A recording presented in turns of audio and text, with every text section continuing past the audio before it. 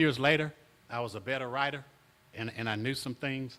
So about 10 years after that book, uh, and I always use contract workers because I have my own business and I publish my own books.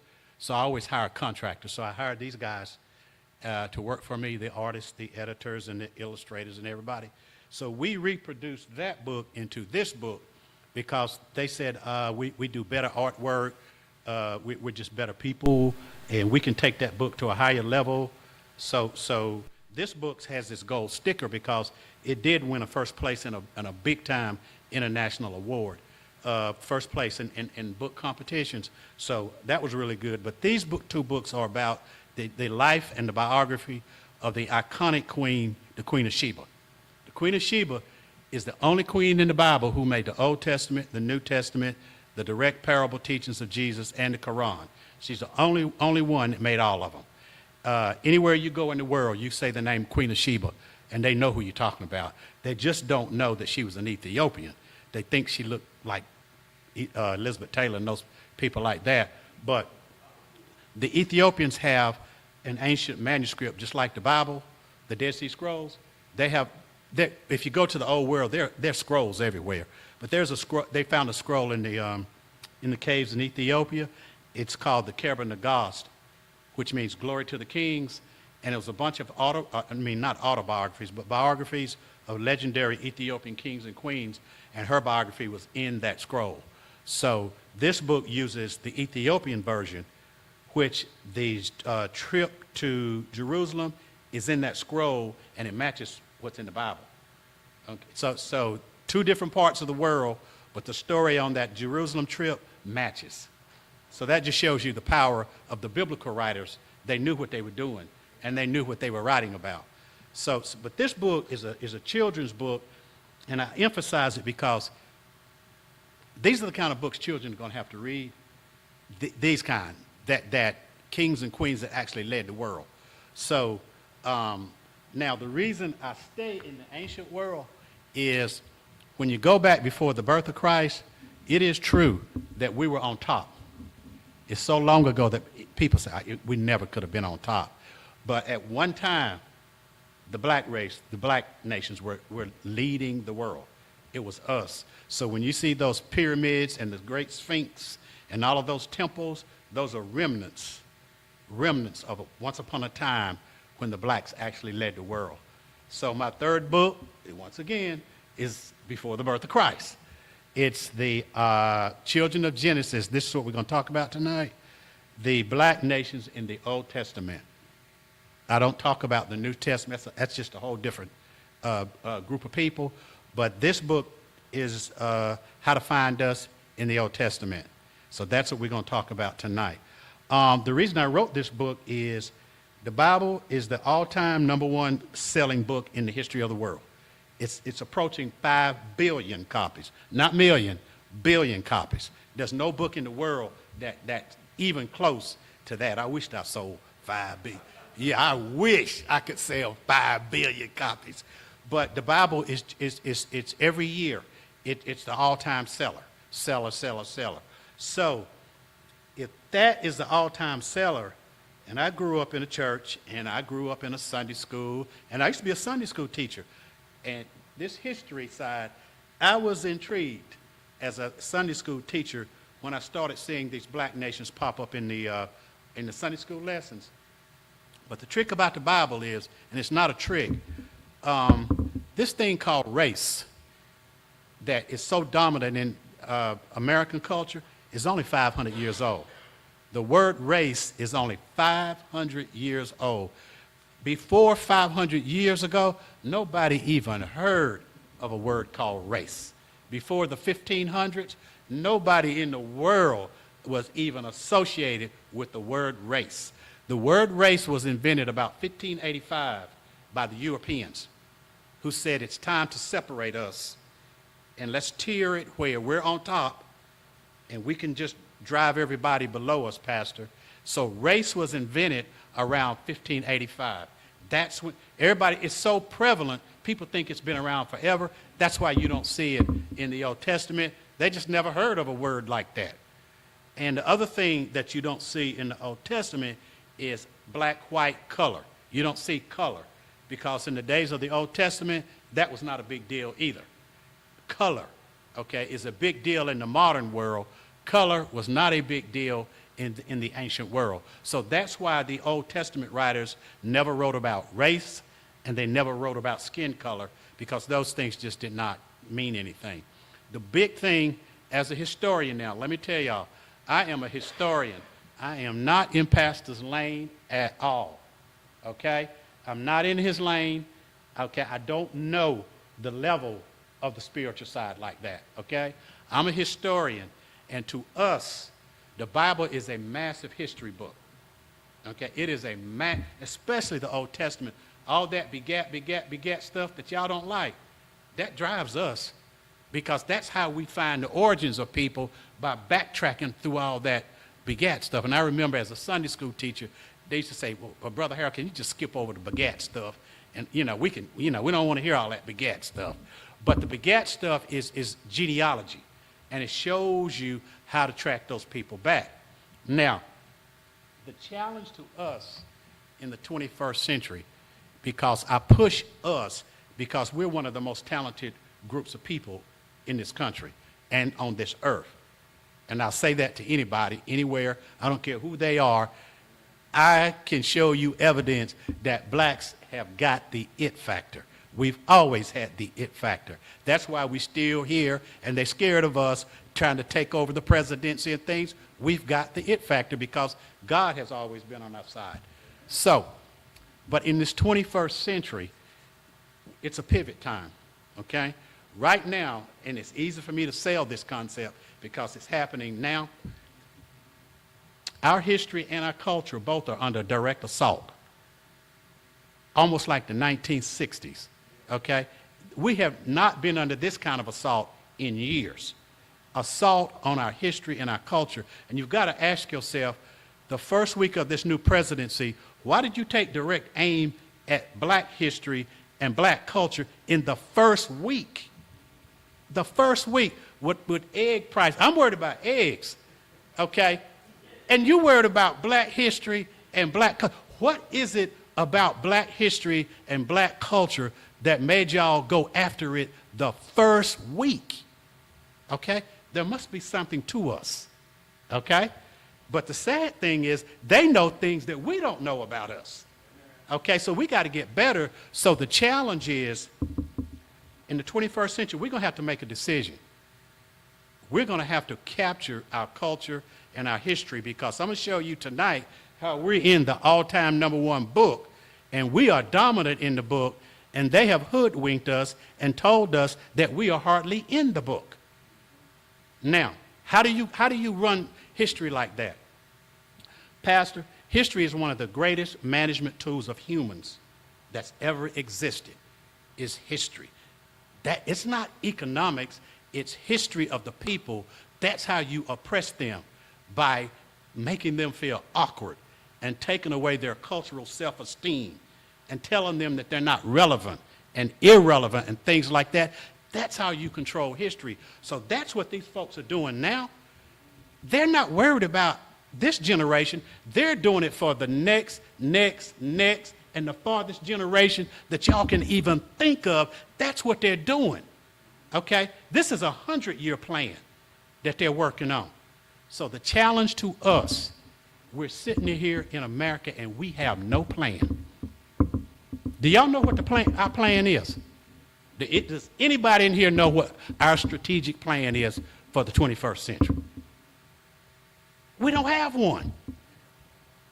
Something is off with us that we can be under direct assault and we don't have a plan. That's the push. And I wish more young folks were here. We're going to come up with a plan of how we're going to make it through the rest of the 21st century. That's what we've got to do. And history in the ancient world, I'll show you some of the blueprints where our ancestors have already showed us what we must do in order to keep going. Because before the birth of Christ, you know how they label our children and how they label us to death. By the time you're in the 6th grade, your little young black boy, he got more labels than he's as tall. We had one label before the birth of Christ, Pastor. The label was they called us the genius. They called us the genius. We were so far ahead of the world, that's all they could call us was the genius. And they do not want these children. What on earth are you talking about? Whoever built those pyramids were geniuses. Whoever built the Great Sphinx and all of that stuff was geniuses. Who invented writing? It was us. It was us. Ain't nobody invented that stuff but us. We were master inventors in the Old Testament era. They couldn't keep up with us because we were inventing stuff. So the thing about my book is, and it's catching on, is they're saying, well, maybe this brother is right. Okay, a pastor preached last Sunday, and I got a copy of his sermon, and it's a mega church, and the person who sent me the sermon says, I got your book, and I think the pastor must have had your book because he sure was quoting from your book. I don't know if he was or not, but just the mere fact that they thought he might have been quoting from my book is enough for me.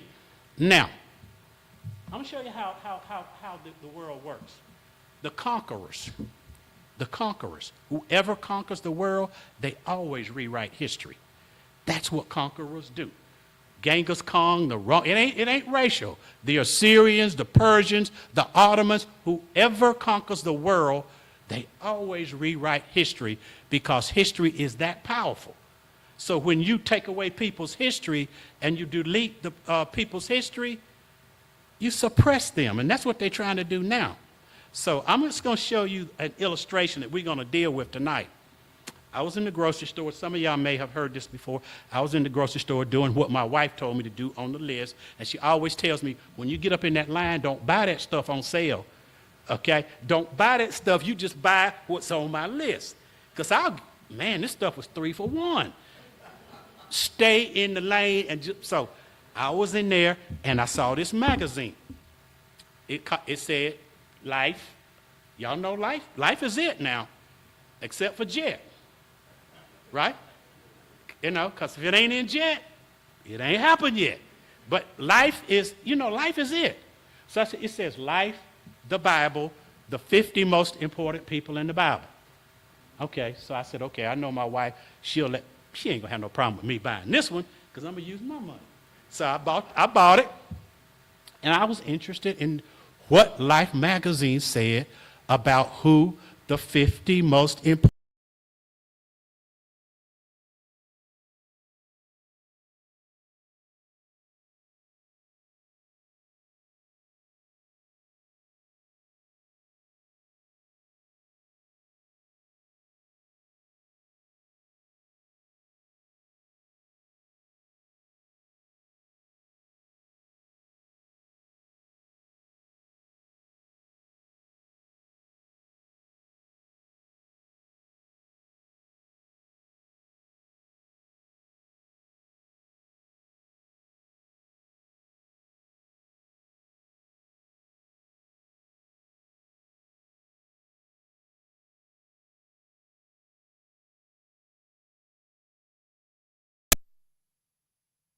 entire faculty, the entire staff signed off on this as being true.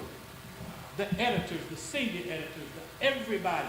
You see how many folks right there signed off on the thing? Everybody. These are people that are really smart that signed off that this is accurate, authentic, and they put their literary blessings on this. Okay? So this is what we're going to go through tonight because we know the Bible is true. Okay? One of these books is not true. Either this book or this book.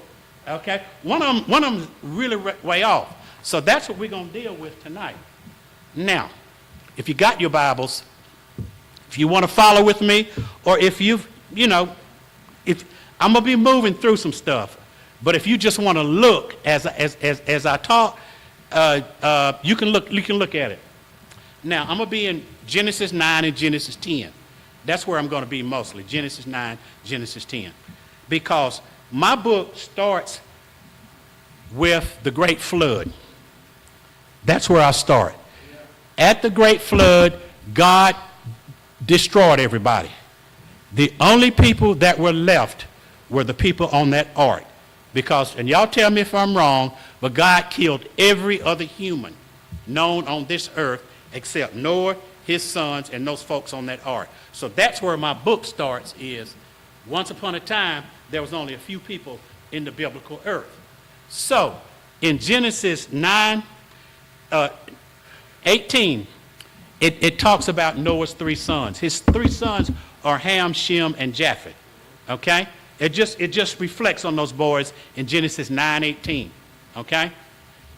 In Genesis 9:1 and 9:7, God specifically tells those three boys, you got a task. You have got to repopulate the earth because there is nobody else but you and your wives on this earth. You've got to multiply. I'm a King James guy, so I don't know what y'all got. That's what my mama was, so I'm a King James guy. But anyway, in the King James it says you got to multiply, replenish the earth. So he tells them in 9:1, and he comes back in 9:7. In case you didn't hear me, again, your job is to repopulate the earth. Okay? So us historians, we're driving through. Okay? We see how the earth is going to be repopulated. It's going to be through Noah's boys. Okay? Now, historically, one of the most important chapters in the Bible to us is Genesis 10th chapter. Genesis, the 10th chapter, is the only place in the Bible where the genealogy for repopulating the earth is found. It's not duplicated anywhere like it is there. This is the one place where the birth records of all of those nations coming from those three boys are recorded. It's in Genesis chapter 10. So this is where I dwell in my book, and I encourage you, if you can figure out Genesis chapter 10, you can navigate who's who in the Bible. Okay? So when I get in debates with people who use modern theory, I always go back to Genesis 10. Okay? Because Genesis 10 tells you, it names you, if you look at the first verse, it says Noah's three boys are Shem, Ham, and Japheth. Y'all with me? Okay, right after that, it starts partitioning all three of those boys and the descendants aligned underneath those. So, the first boy, let me tell you about those three boys. Now, in this book, because a lot of y'all have it, I use not only black historians and things, I use all kinds of historians that are talented. Okay, if you're talented, I can use you. Okay, so on page 22 of the book, for y'all who have it, at the bottom, I defined who those three sons were. And I went to the most conservative, Billy Graham-looking dictionary to see what they said. To see what, so Holman's, and I'm not, Holman's dictionary, I know they probably listening, he calling us out, but they just a bunch of skilled college professors and theologians and all that, you know. So in Holman's Illustrated Bible Dictionary, these are the official definitions of those three boys. Shem is considered the father of the brown race, the Asiatics. That would be the Moabites, the Assyrians, the Persians, the Israelites, all those people that go from light brown, you know, brown, just like us, brown can go from light brown to Hershey brown. But the Asiatics, now they're called Shemites in the Bible. Now the Israelites, they drop the H, they're called Semites. Instead of Shemites being the son of Shem, they drop the H. It's the same folks. So they are under the son called Shem. We come from the son named Ham. If y'all have ever heard of Ham, even the curse of Ham and all that stuff, we are Hamites. Ham is, according to the dictionary, the father of the African descents, the nations like the Ethiopians, the Egyptians, the Canaanites, Sidonians. They're called, biblically, they're called Hamite people. The Japhites, that's the Indo-European people. What we consider the New Testament, the Romans, the Greeks, all those folks. So these three boys, this is the breakout that has gone all the way back to Flavius Josephus in the 1st century, the famous Roman historian. he has the same genealogy makeup. This has not changed in 2,000 years, that all of the historians, especially the Jewish historians, say this is the breakout for those three boys. Y'all with me so far? Now, Pastor, yeah, anybody who has the book, anybody who has a question, just fire the question off, even if you've read the book. And I'm only going to do 3 chapters. Somewhere you can say, look, what on earth were you talking about in chapter 8? It's fine, because you got to take advantage of an author when you get them, okay? So, now in Genesis 10, let's look at Japhet, the father of the Europeans, the Indo-Europeans. He is listed in Genesis 10 in verses 2, 3, 4, and 5. Okay? You see what Japhet is?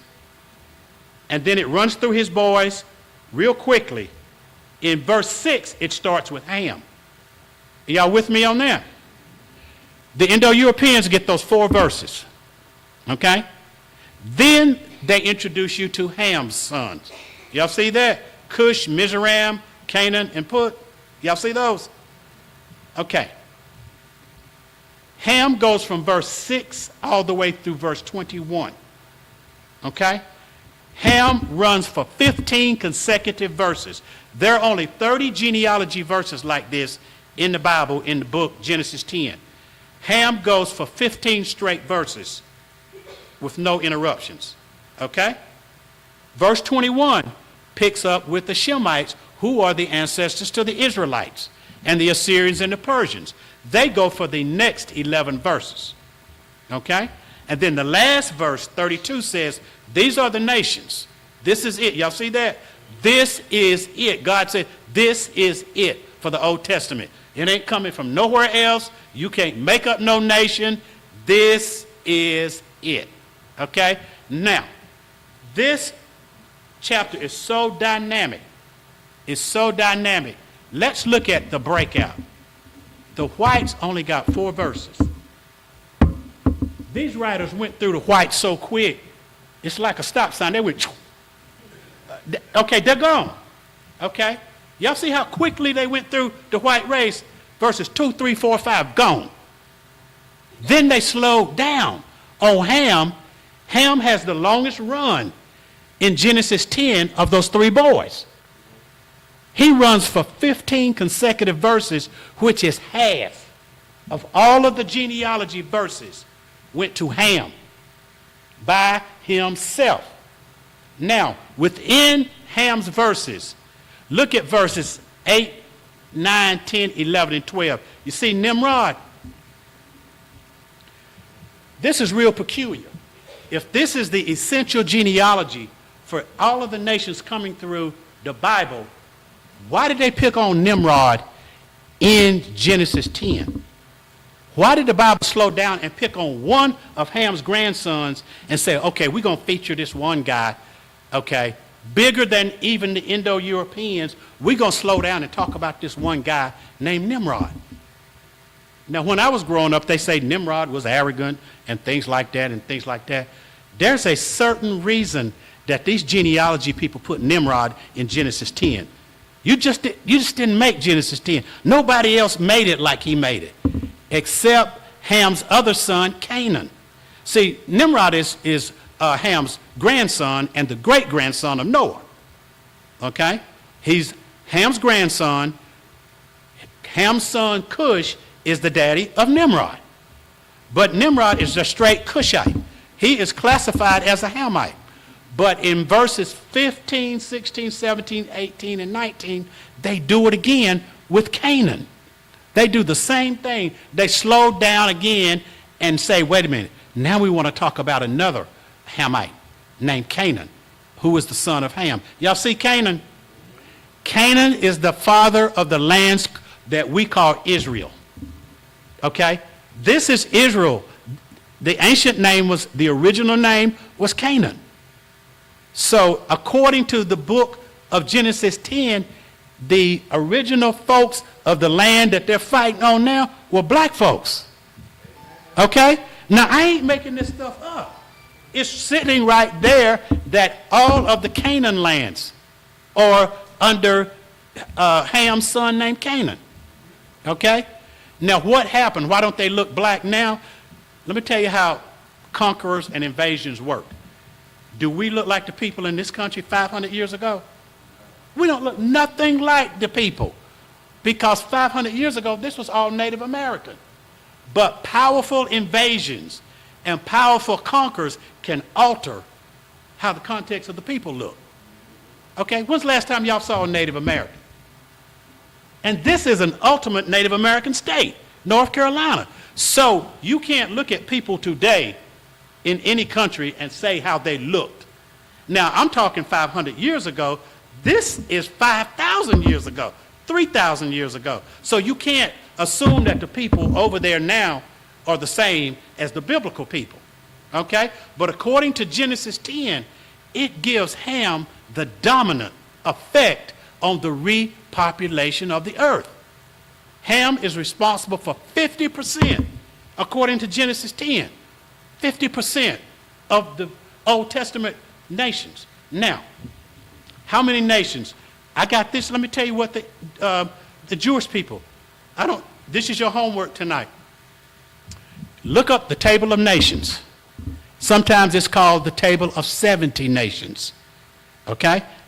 That is the 70 nations that make up, from the genealogy of Genesis 10, there are officially 70 nations coming from Genesis 10 that make up the Old Testament. When somebody marries from one nation to another nation, they don't make a new nation. Okay? There are 70 original nations that are officially classified as the ones coming from Noah's boys from God, saying, this is it. So look up the table of nations, or the table of 70 nations, and it'll start with Noah. And if you got the book, it's in the book. Okay? It is in the book. It's a great book. Okay. But this is what we're driving from. So how many nations did each boy get? Ham got 30 of the 70 nations by himself, according to the ancient Jewish scholars. Okay? From the 5th century, 6th century, 7th, Ham is the father of 30 nations. Shem and the Asiatics get 27, and Japheth gets only 13. Okay? So, here is the challenge to this. Y'all ain't in there. Okay? There is no way this could be true, because it totally goes against Genesis 10. You only got 4 verses. Japheth had 7 sons. In those 4 verses, only 2 of the boys even had children. You only get 4 verses or 13 nations. That's all you get out of the 70. And I'm telling y'all without blinking, we cannot find those 13 nations in the Old Testament, because they were so non-prominent and so non-visible that whatever they were doing, we can't find them. Okay? So the big contest with the modern people is, see, modern scholars contradict what the ancient world actually wrote, because the modern people are the conquerors, and they are going to conquer and dominate. They don't care, just like this new government, they don't care about no morals and principles. We'll change what we want to change, because you can't stop us. Amen. So in the 15th and 16th century, when they put out them Michelangelo pictures and statues of David, they said, y'all can't stop us. First of all, we ain't praying to y'all. We ain't gonna pray to no black people. No. We are the rulers of the world. So we are going to reinvent. We're going to reinvent and put these pictures in there, and the pictures are going to drive for the rest of the term on the Bible. Okay? So one of the biggest con jobs in the last 2,000 years are these pictures. Okay? And they hoodwink us.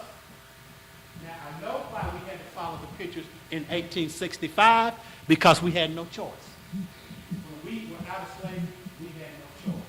But I cannot defend why we are following these pictures in the 21st century. I can't defend it. I have no idea, as smart as we are and as talented as we are, why we haven't picked up on this stuff. Us historians, we're just historians. We got 3 things we're looking for: who are the people, what were they doing there, and who was building civilization. So that's why I'm not, on Sunday I'm on the religious side, but on Thursday I'm on the historical side, okay? Genesis 10 does not agree with these pictures at all, okay? And sometimes they say, well, y'all are stretching stuff when y'all are into, no, y'all are the ones stretching. No, we ain't stretching. We going straight through the word, okay? So the challenge is we're too smart in the 21st century to continue to be hoodwinked. I don't know how much longer we're going to do that. If we ever saw ourselves in the book, if we ever truly saw ourselves in the book, that's where the transformation is going to come. It's going to come. You're talking about a cultural transformation. I ain't worried about a school teacher in a school trying to teach something that's already watered down when the Bible is the greatest black history book we got. Okay? And we read it every week. Okay? I ain't worried about Ron DeSantis and them. God done put it in there. He said, look, I done put it in there. Okay? And it laid there, but it's time. It's time for y'all to reawaken. I ain't never left y'all out of the Bible. Okay? He's too good of a God to have left the pastor. Can I say that? I'm almost on the religious side. He is too good of a God. Why would he leave some of his, would y'all leave some of y'all's children out of y'all's inheritance and stuff? Well, I'm just going to leave you out because, you know, God ain't left us out. They said God left us out. So, who are the Hamites in the Bible? You're talking about the Ethiopians, the Egyptians, the Canaanites, the original Babylonians, the Sidonians, the Amorites, the Hittites, the Jebusites, the Philistines, the Phoenicians. All these people were Hamites. All of them would go to a Big Mama's reunion. All of them would show up because they look like us. Okay? That's what the Bible is saying. We are so old of people. That's why people keep saying we are the oldest people. We are older than the written Bible. We are old people. That's why we can persevere, because it's in our DNA. We are so old, we can take these hits. Y'all feel me on that? We can take these hits. That's why we took those hits in 246 years of slavery and came out and became president. They said we were supposed to have disappeared. After slavery, why didn't y'all disappear? Okay, now, I'm going to run you through some of the biblical characters that we study in Sunday school all the time. Let's start with Abraham. Let's look at him from a historical perspective, okay? Abraham came from the Chaldean city of Ur. Am I doing okay? All right. He was a descendant of Noah's son, Shem. He was a Shemite. He wasn't a Hamite. He wasn't a Japhite. He was a Shemite. So he was brown. I don't know if he was light brown, medium brown, chocolate brown, whatever. But he was not of the Japhites, okay? According to Genesis 10, the Israelites have nothing to do with the white race. Don't frown on me now. Biblically speaking, they are not Japhites. They are Shemites, okay? Have nothing to do with the current folks, okay? They were brown.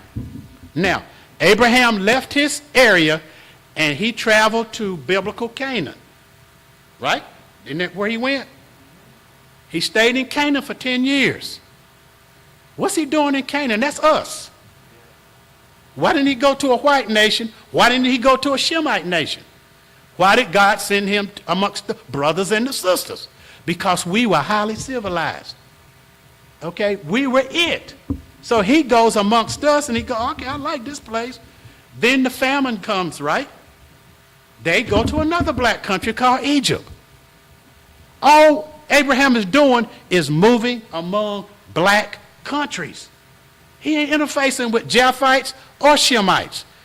I don't think the Shemites even had any countries when he was coming up like that. When Sarah died, Abraham says, I want to bury my wife here in Canaan. I don't have anywhere else to go. So he's dealing with us. He says, can I buy some land? The Hittites, descendants of son Canaan. The Canaanites sold him the land to bury his wife. He dies. Where does he bury? He's buried in Canaan. Who else is buried in Canaan? Isaac, Rebekah, Leah, Jacob. They all buried in Canaan. Why weren't they buried in their own land? I'm just asking y'all, why are they amongst us? This is way before they went to Egypt, okay?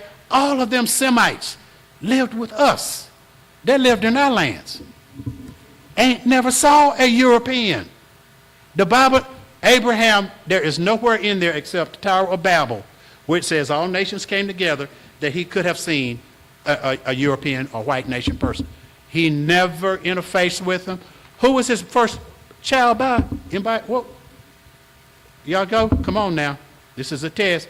Who was his first baby by? Yeah. His handmaid, Hagar. And she was from where? Egypt. So his first baby was half black. I'm just saying what the Bible says. It says an Egyptian handmaid. So not only is he living with us, his first child is from us. Okay? So the parallel to this guy, when Abraham showed up, civilization was already in existence. He moved from one civilized black nation to another one, back and forth, back and forth. Nobody was waiting on any Hebrews to develop civilization at all. The pyramids were already 600 years old before this guy came up. So to us, he might be great on Sunday. He's great. But he's just a regular guy. They invented nothing on civilization. You look at the Bible, and because I asked the rabbis in Charlotte, and I said, why do you ask these strange questions? I don't see y'all participating in building civilization. Y'all coming in with this powerful thing called religion. But what did you do with building civilization? They said, why do you ask these kind of questions? Because somebody had to build all that stuff that y'all were using. Who was it? It was the same people who built them pyramids, the Great Sphinx, all those temples. It was us. That's why they called us the genius, because we had already built civilization. Babylon was 2,000 years old before anybody ever heard of Abraham.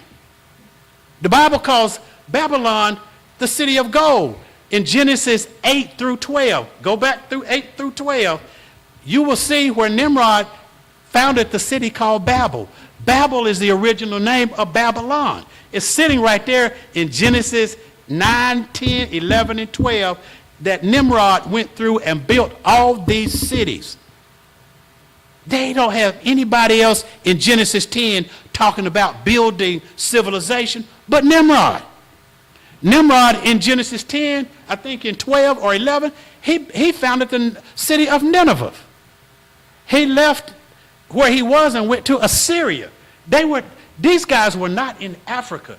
They had left Africa. They were conquering Asia. That's how far out we were. They had left the motherland. They conquering, big time. So I just want to let you know that Abraham constantly lived around us for some reason. Y'all got to figure out the reason. But he was always around us. Joseph. Let's run through Joseph real quick. Y'all know about Joseph, the son of Jacob. His mother was Rachel. Where was he born? Canaan. That's where he was born. Okay? But he was a Semite. Okay? He wasn't one of us. Okay? So his brother sold him in slavery, and he ended up where? Black country. The strongest country on the face of the earth, he ends up there with the black pharaohs and the black pharaoh's mama. Okay? So he's raised there. In Genesis 41, he falls in love with who? A black princess, Anzarah. He marries a black. And they then have biracial children. They're half black and half Semite. Okay? It wasn't no big deal back in them days. He loved his wife. Then he takes his sons all the way back to Jacob and says, will you bless my boys? He says, of course I'll bless your boys. So he goes back to Canaan and gets those boys blessed. Later, in the book of Numbers, after Joseph gets old and is no longer one of the 12 tribes, his two sons take over 2 of the 12 tribes of Israel. Okay? His two sons, Ephraim and Manzareth, were two of the leaders of the 12 tribes, and they were biracial according to the Bible. They were half black and half Semite. And they were leading. That's how we were cutting across. They were leading the 12 tribes. There's a famous guy y'all may know that is a descendant of Ephraim, Joshua. Joshua is straight off of Ephraim. So Joshua has black blood in him because that Egyptian blood is running right down to him. So here we are, another great leader. He marries a black woman too. Let's look at Judah. Judah is one of my favorites. Judah, bless his heart. According to Genesis 38, Judah straight out marries a Canaanite. And God told them, boys, don't marry outside the faith. Didn't he tell them, do not marry these strange women?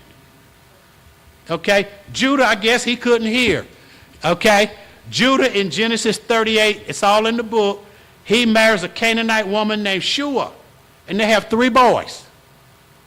Them 3 boys are biracial. Okay? They have Canaanite and they have Semite.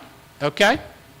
Well, his wife dies, and later on, he gets connected. Y'all know Tamar, the prostitute that was on the side of the road?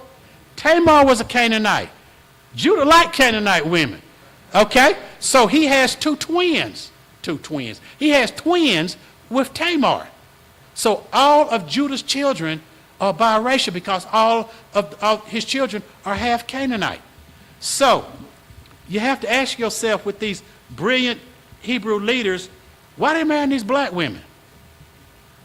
Let's look at Moses. Okay? First of all, Moses was born in Africa. Moses' parents were born in Africa. His grandparents were born in Africa. Most of his relatives are from Africa. They're from Egypt because they were for 400 years in this bondage thing. Moses was given access, according to the Bible, to the greatest scholars in the world in Egypt. We trained Moses. Okay? Now, Moses kills a Hebrew and he runs to Midian. Y'all tell me if I'm wrong. Y'all too silent. I don't like silent people, but I can. That's okay. Either I'm blowing this or I'm doing pretty good. It ain't in the middle. Okay. According to the Bible, he flees Egypt and he goes to Midian. And he encounters the daughters of Jethro. Isn't that right? They're at the well, and there were some shepherds bothering the girls, and Moses helped run them off, and the girls went home early, and the daddy said, why are y'all home so early? Oh, they said, oh, a guy, an Egyptian helped us and ran off the shepherds. They called Moses an Egyptian. You got to deal with it. Why would they call him an Egyptian? Because he looked Egyptian. He was dark. So I hear pastors sometimes, oh, Moses was a black man. He wasn't a black man. He was a Shemite. The Shemites could be dark as we are. They went from honey-colored brown to Hershey chocolate brown. He was a Shemite, but he was darker than all of us. So they thought he was an Egyptian. Okay? So that's how the historians, this is what keeps us up at night. Oh, okay. They're talking a little bit about his skin color. So, in Moses, he marries in the book of Numbers. Here we go again. The book of Numbers says, and Moses marries an Ethiopian woman. What's up with these dudes? We're just asking the question. Why aren't y'all marrying your own women and following God's word? Moses marries Zipporah. Okay? In Numbers 12-1. The Bible clearly calls her an Ethiopian. All Ethiopians are considered black. They call us land of the sunburned, blackened-faced people. That's what an Ethiopian is. He marries outside of the faith, and he has biracial children. But see, these biracial children were all converted to the patriarch, Jewish faith. Okay? They never went with the mother's lineage. They always went into the Jewish faith. Okay? Because that's what the Bible did, is it drove off of the patriarch side.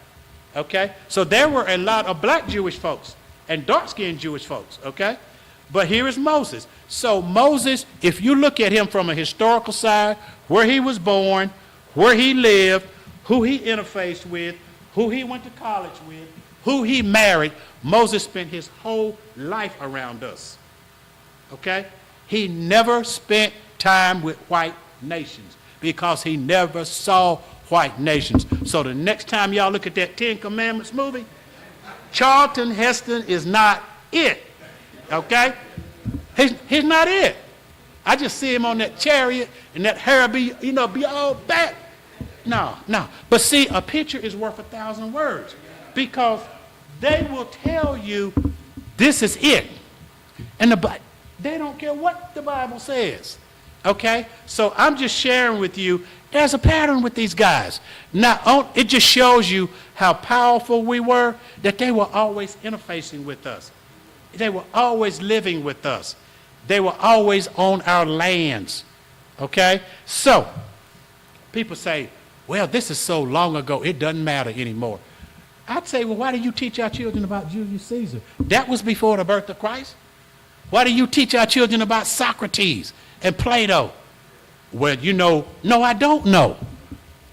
Because to them, it's value. And to them, they are going to cling to the possibilities that they invented everything. They do not want your children picking up on any of this stuff because if your children see themselves in these stories, they're going to change. They're going to change. If they realize we are the number one players, okay? If you take us out of the Old Testament, take all of our lands and all of our people, there's nothing left. There is no Egypt. There is no Canaan. There's no Babylon. There's none of that stuff. They would be naked because they just don't have stuff. Y'all ain't feeling that. Yeah, okay. I'll try it again on the next group. That's how powerful we are, and that's why in the 21st century we have got to get God's word right. I ain't talking about the religious side. I'm talking about the content of the people. Okay? If this was given Emmys and all those awards, we would win every supporting cast award in the Old Testament. We couldn't win the hero awards because the Israelites are the heroes, so they would win the best actor and the best actress and stuff. We'd win every supporting cast because it's us. It is us. Now, okay, I'm going to wrap up on this guy named Solomon. Now, I got to be nice because Solomon is an interesting guy. I can't get over them 300 wives and 700 concubines. Whoa, man. Whoa. Okay. Whoa. Yeah. Okay, but here's how we see Solomon. Y'all know his daddy was King David, right? Okay. The Bible broke a trend on David because in Samuel, the 16th chapter, it talked about his skin color. I don't know why it did. It said the little boy comes out when Samuel was trying to find this other son. He comes up and it says, oh, I got another son, and it called him ruddy complexion. Ruddy means red, okay? I grew up with a lot of people had ruddy complexions. That's why we called them red. That was their nickname.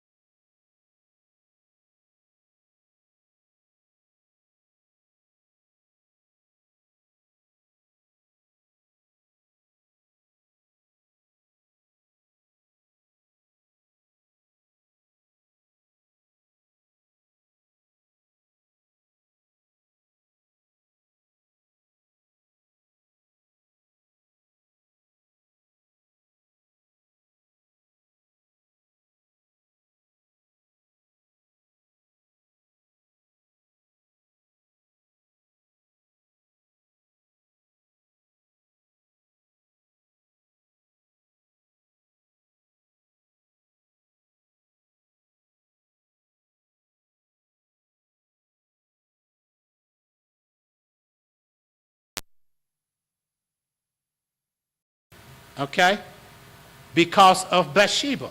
And it passes it all the way down through the lineages to the Davidic, is that, what's that, the Davidic line, where it starts with Jesus, all the way down to Jesus. There's some Canaanites in there, okay? If you look at Matthew 1, I'm going to jump into the New Testament and get right back out. If you look at Matthew 1, it's the genealogy of Jesus. It starts with all the way back through all of them. There are 3 women, for some reason, named in that genealogy, okay? Ruth, who was a Moabite. Tamar is in there, and she's a Canaanite. And Rahab is the other woman. There's no Hebrew women in the genealogy coming all the way down to Jesus. 3 women. Rahab. That's the Rahab that helped them in Jericho. Tamar, okay, who had the twin sons. One of her sons is one of the ancestors to several of the people in the genealogy. And then Ruth. Why are these 3 women of color listed in the genealogy and not a single Hebrew woman is listed? Not one. Okay? So I don't know. But I just know that's there. And then they say, well, y'all just can't read. Oh, yes, we can read. Okay? Because we can't find y'all, no matter how we look. Because when you try to trick us, we go back to Genesis 10 and we start. Okay, when you say you're in the book of Isaiah, we start tracking you to see where you line up. And you can't go wrong when you do the genealogy that way. Okay? So, Solomon, tough guy, had, what did I say, 300 wives. I can't get over that. And, okay. No matter how many times I say that, I can't get over that. Okay. According to the Bible, he had 300 wives, 700 mistresses. We traced every one that was mentioned in the Bible. Not a one of them came from Japheth. They're all Shemites and Hamites. Every one of them that's recorded because he married the Egyptians princes so they could, make peace. Every woman that is named by Solomon in his history is either brown skin or black skin. There's not a single European woman in them 1,000 women. Okay? All that means is they didn't see them. That's the only reason. If he had seen them, he would have got them. He didn't see them. The boy had 1,000 women. That's the only reason he was not aware, because they just did not interface with white nations. They just didn't see them. So, in closing, this is night 1. I'm just giving you a thumbnail shot of the power of who we are in the Old Testament. Yes, sir.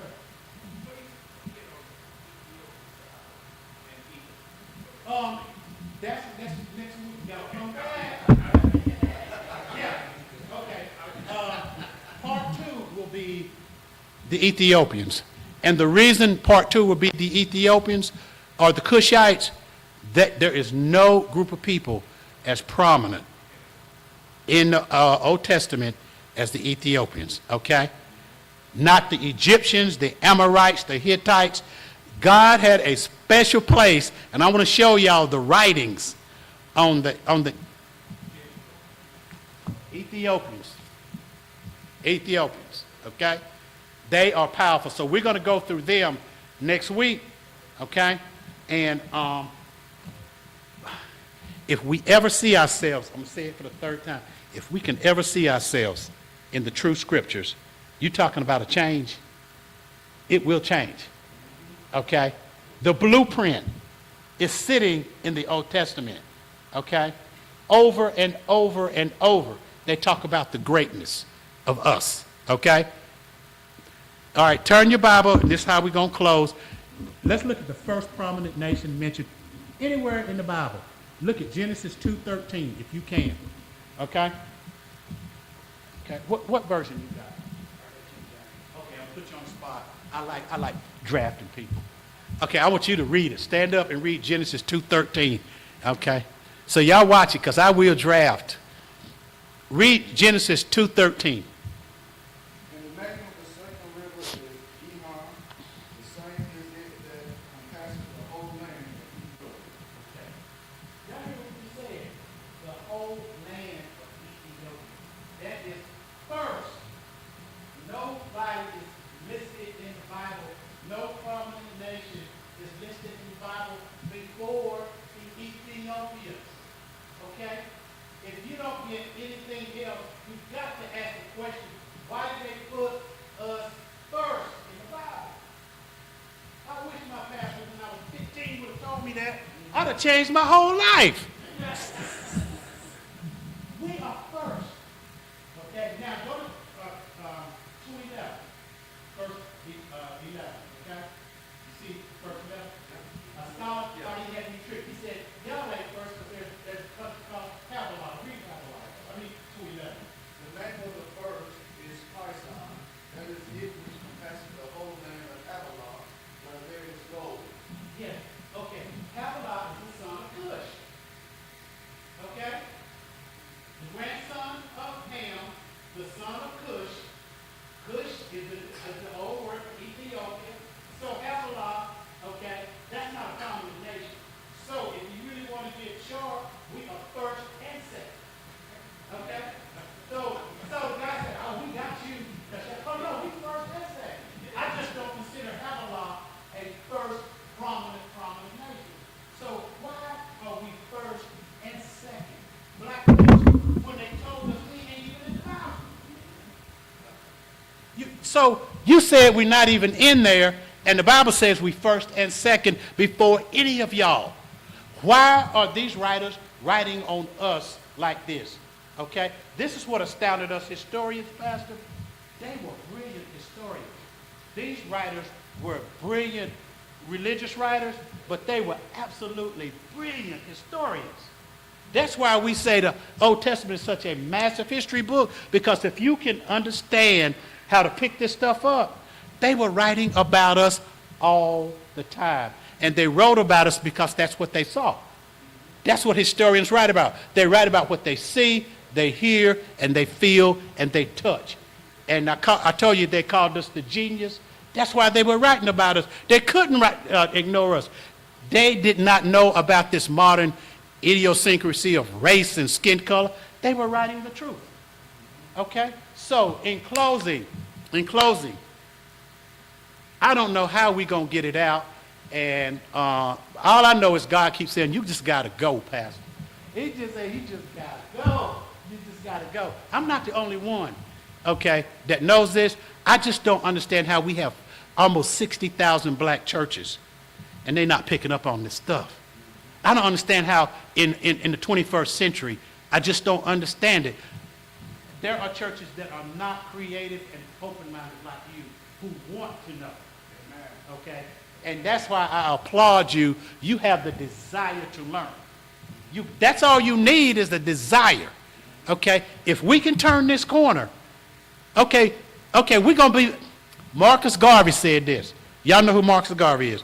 Marcus Garvey says, if we ever really understand who we are, we will astonish the world again.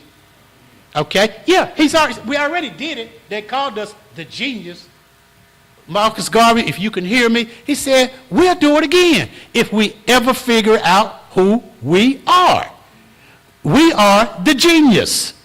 That's who we are. All right, Pastor, I'm done. I didn't get no questions. I'll do better next week. I ain't get no questions. Yes, ma'am.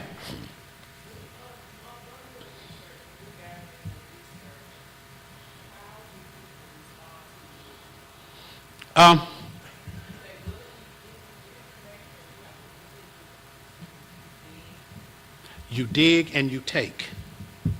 Okay? You got to be aggressive. One thing the Lord said, he said, Ron, you just ain't bold enough. And people who work for me, Pastor, he says, they are bold. He says, you look at the people in the Old Testament and the New Testament, they work for me, they are bold. So he says, you just got to be bold. Don't worry about hurting people's feelings. Just say, thus saith the Lord, and just go on. So what I'm always looking for is, if in the book, and I do have some books in case anybody wants them. I'm not a great salesman according to my team. See, it took me an hour to even say I got the books, but all of the subject matter historians in my book are mostly white historians from the 18th century, the 17th century, 16th century, who were bold enough to tell the truth. Okay? So in my line of work, if you're a great historian, I don't care what color you are, if you got it, I need you.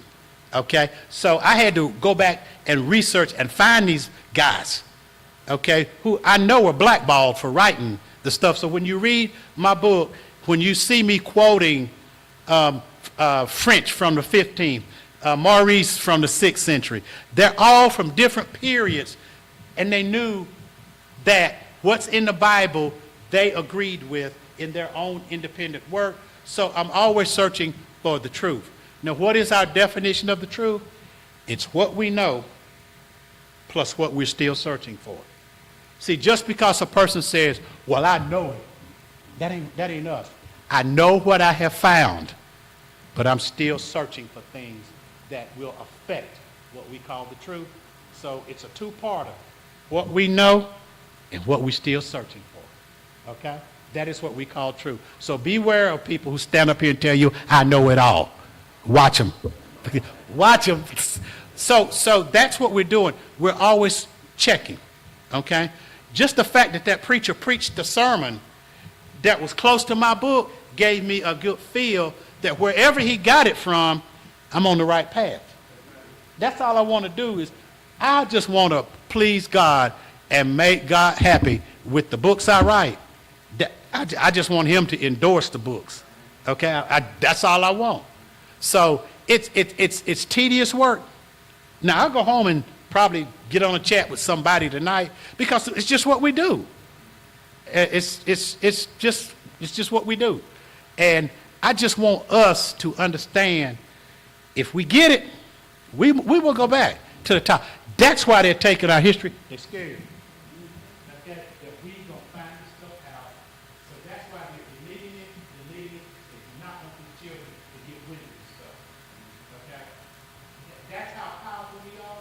And I have to tell them all the time, that y'all make up stuff. And I tell them, we're so great, we ain't got to make up stuff. I tell them, they say, well, I said, no, our history is so great. I can either lecture from the Bible or lecture outside of the Bible. And they both are, I said, that's how good we are. And they said, now, I said, y'all, we ain't arrogant, we just good. It ain't nothing wrong. Muhammad Ali said, it ain't bragging if you can back it up. It ain't nothing wrong with, how come we can't brag on our people? Amen. Yes. I was going to talk about, I remember the first time I seen groups like our table. Mm-hmm. And, they're trying to conceal us. I remember when they had Kent Kunte. Mm-hmm. And, they kept telling him, no, your name ain't Kent Kunte, your name going to be Toby. Yeah. Yeah. So even then, in that movie, Mm-hmm. they were trying to hide the truth. Mm-hmm. They want him to know who he was. They want him to say who he was.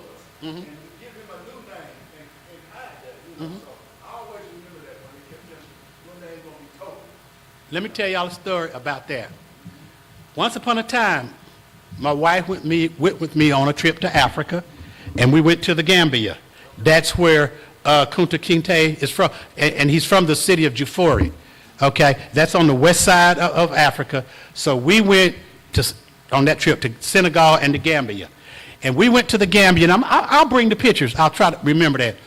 And we spent a whole day in his homeland, his town. And we spent a whole day amongst the Kintes. And the chief said, we don't have anything to do today. What do y'all want to see? Do y'all want to see where he was born? You want to see where he was captured? And I just thought we were just going on a little old, excursion. And they spent the whole afternoon taking us through where he was born, everything. And everybody, mostly everybody that we met, their last name was Kinte. Oh, wow. Yeah. We took pictures with them. This was 15, 20 years ago. at least 20 years ago. We took pictures with them, and then the chief said, okay, how many children y'all got? We said, we got 3 boys. 3? That ain't enough. So the chief said, oh, we're gonna have a ritual right here. We're gonna have a fertility ritual. My wife said, she whispered at me, man, we better leave.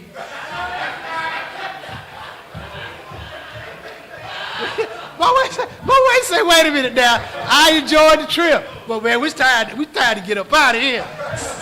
But they were so accommodating, and we took pictures with them. I'll bring them, but I'm glad you said that. So the next time I went back to Africa, I said, you want to go with me?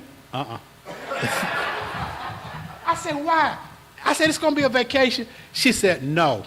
She said, Africa is an adventure. It's not a vacation. We got stopped on the military border going between countries one time, and the military, they can trip out over there. So you got to, don't ever go to Africa unless somebody knows where you are every day in this country, because you can get lost. Okay, you can get lost.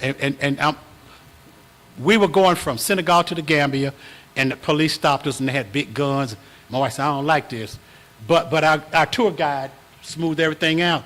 So this one couple on the bus, this white lady from California, she said, well, I'm getting sick and tired, and I'm going to get up here, and I'm an American, and I'm going to demand my right. The bus driver said, ma'am, how many white people have you seen today? She said, none. As a matter of fact, he said, well, don't go out there and tell that military what you just said. Just sit down. You're not in America. But it was nice. She did. She said, well, I'm just going to demand my right. You ain't in America.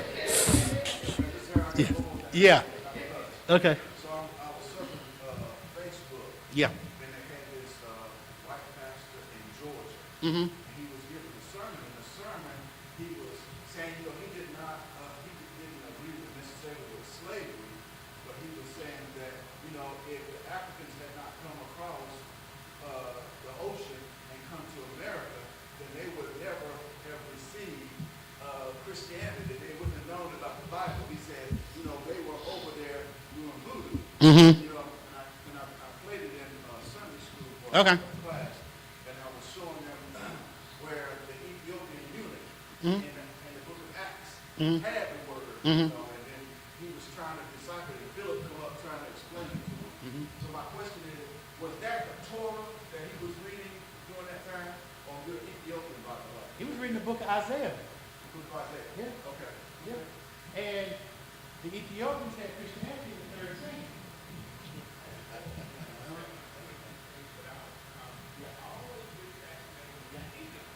Yeah.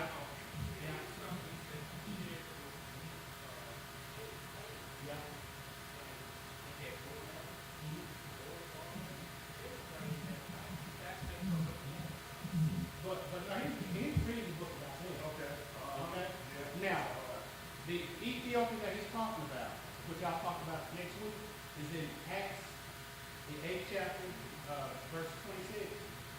When Philip came up and he interfaced with that eunuch, right? Read the story in Acts. This brother was on mission from the legendary Queen Candace. Okay? There were 8 Queen Candaces. Okay?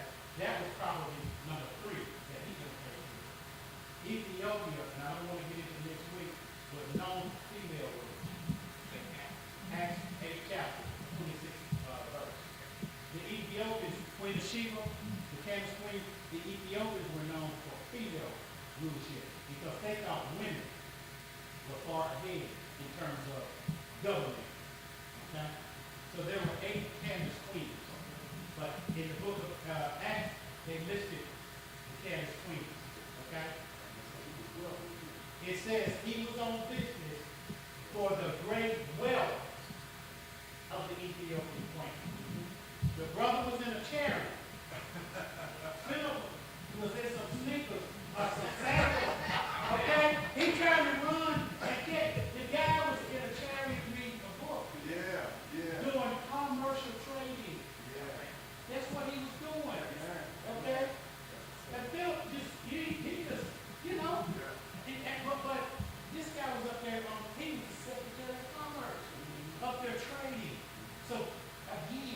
That's how they portray the Ethiopians in the Bible. Wealth, commerce, statue, leadership. So we'll go through them. But no, the Ethiopians are no joke. They're no joke in the Bible, okay? So we'll talk about them, but I'm not trying to change you. Tonight I'm trying to spark your needs, okay? However you believe, because I have a pastor to tell me, we just going to go on faith. And I'm going, really? That's all I can tell him. He said, well, we just going to go on faith. I just don't know. I think Timothy said, faith without action is not really good. But his point was, we just don't want to learn. We just don't, stay blind. Yeah. But I couldn't say anything other than really. Okay? That's all I can say out of respect. Because I'm not trying to say, you must do something. If I give it to you, process it, that's okay. But God didn't leave us out, y'all. How they got away with this? This is power. This is serious power right here. To get away and have the gall, according to my mama, nobody would ever play with the Bible. To have the nerve to play with the Bible. I don't know what to say. Okay, because I come from a world where nobody plays with the Bible. But to play with the Bible like this, knowingly, it takes a special group of people. Okay? So that's all I can say on that in the church. So come back. We'll be together 2 weeks. It's going to be bigger and stronger. Okay? I'm gonna be up here. We're going up. Okay? I'm gonna take it up a level. Okay? All right. Tell somebody about it. Now, I always travel with the book, so if you're interested, these two are hot. These two are hot.